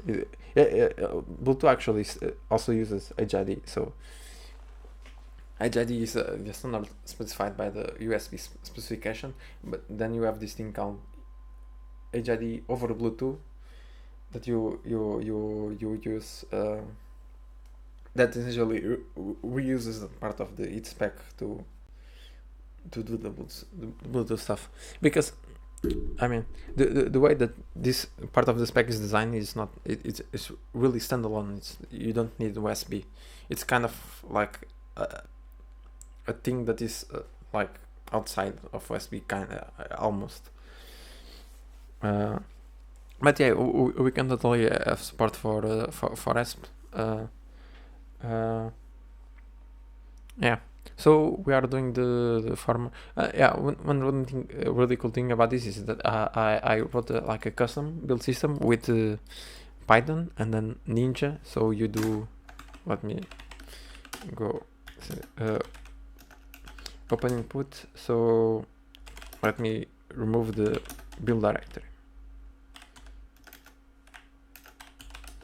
So you do configure, and then you say what is the target, and then we have support for a config. I do this, it generates something, and then I use Ninja, which is which is kind of like a really fast make kind of like thing, I guess. So we generate this build.ninja file that has all of the instructions to like similar to make how to build stuff, and then Ninja is really optimized to parallelize everything. So I just do Ninja, and yeah, everything is compiled. Yeah, so I think this is also pretty cool.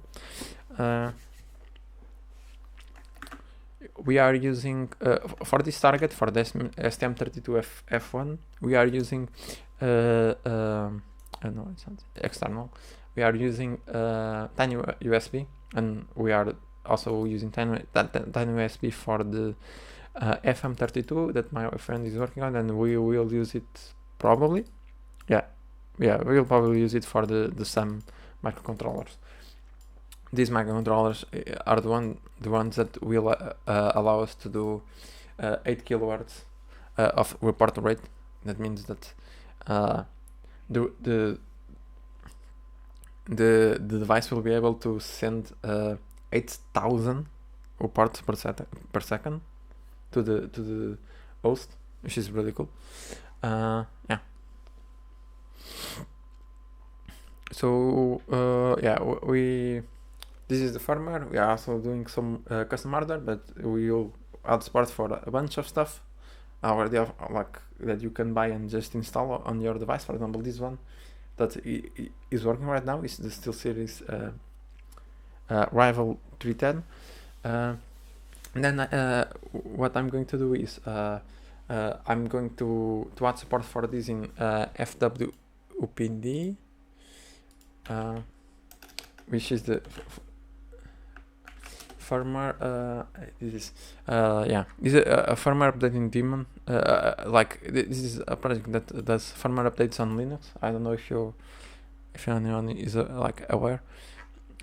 So I want to integrate that to add a plugin, but to be able to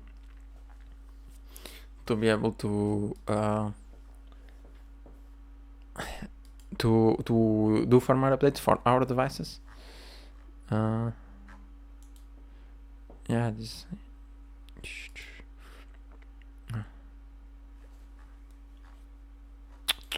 Yeah, essentially. Yeah. The biggest package. Yeah, that. Yeah, we have this sum. Yeah, the biggest sum is really overkill, but I think that will be really fun to port Doom to the mouse, like have Doom running inside the mouse, and then we stream video to the host as like a like a standard USB video class device, like a webcam. It's really this is just like but I thought that will be, I mean, if I have time, I could look into doing something like that. I don't know, maybe it will be interesting. But yeah, so we are doing firmware update daemon driver, and then also libratback driver. I have reviews to do, which is a project that it's maybe better if I show this. This is a project that allows you to configure the settings of your input devices. We have support for like some devices. We don't have support for everything, so I will add support for our protocol, like the open input protocol. Actually, we already have some support for that I added here. Yeah, I added the driver. Yeah, I'm going to write the driver for that, and then also a driver for the Linux kernel for the settings that need to be in the kernel, and like custom stuff which will be battery reporting, like native battery reporting, and also high resolution wheel scrolling. That's something that if you would want to do high resolution, you have to add a support in the kernel driver. We are going to do that.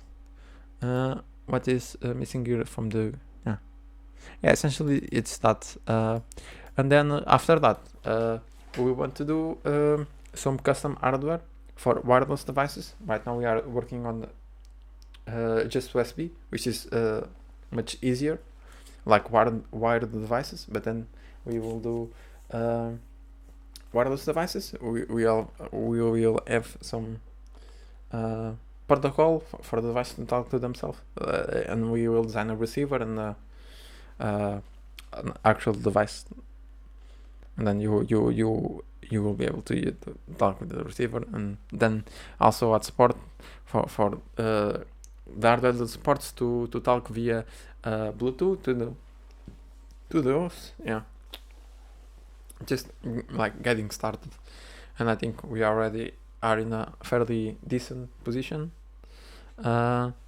This is working on right now on SM32 F1, FM32G. I don't know. But FM32 it should, I think, pretty much be the same everywhere. So yeah, we have this working on these two microcontroller families, and we will soon be adding support for these two, because these are the custom hardware that we are designing. The custom hardware that we are designing will use these microcontrollers. So we have to You have this. This one is the biggest. The like sorry, the smaller one. But still able to do 8 kilohertz. And then you have this one is a bit bigger. The package is really overkill, but what can you do? Because if we want to do 8 kilohertz, we need we don't have much any like better options. I didn't find anything. Like when I found like I searched for this stuff, and the like the less overkill package I was able to find was this one, and then for some reason I stumbled on this other one, and which makes much more sense. But if you go to the site to the microchip site, and you search for the like in the parameterized search thing, you don't find this package. I don't understand why, but I was able to find it. Like I just stumbled into it, and now we are using it in our in our board, because it's much less overkill than the other one. It's really it's much cheaper. But yeah, after that we are probably going to do custom hardware for the FM32. If you don't want to go overkill for 8 kilohertz, if you just want to stick with 1 kilohertz, which is like what most devices do, you use the you use the FM32. Yeah. And the SM32 F1 is also really cool, because you can literally just buy one of these boards, which is a blue pill. It costs like $1 or $2 from AliExpress, and then you take a sensor, just connect it to it, and you have like a mouse. You don't need a custom PCB or anything. You just need to design the shell that is able to house everything. But I think that's really cool. You don't need any like custom PCB. You just you can just buy one. This is like probably the most popular microcontroller, like non Arduino thing. I think this is probably the most popular. You can just buy this for like $2, and a sensor. Sensors are expensive, but like a mouse sensor. Those are a bit expensive, but I mean, you buy them. You just connect the sensor to that board, and you connect your buttons, and yeah. Okay, so I'm going to end the stream now. This last part got a little bit extended, but yeah. So I hope everyone enjoyed. I mean, if you want to talk to me, you can, I guess, wish me on Twitter.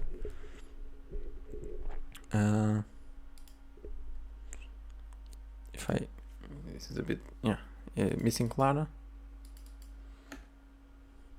Let me do this. This is my So you can do that if you want. Otherwise, yeah. So. Oh, I guess someone joined. Yeah, I'm just finishing up the stream. So if the people, if the person that joined has any questions about like Python packaging, Arch packaging, I don't know, I guess Linux stuff in general, let me know. Or otherwise, I'm just going to end the stream now. Or I guess hardware too.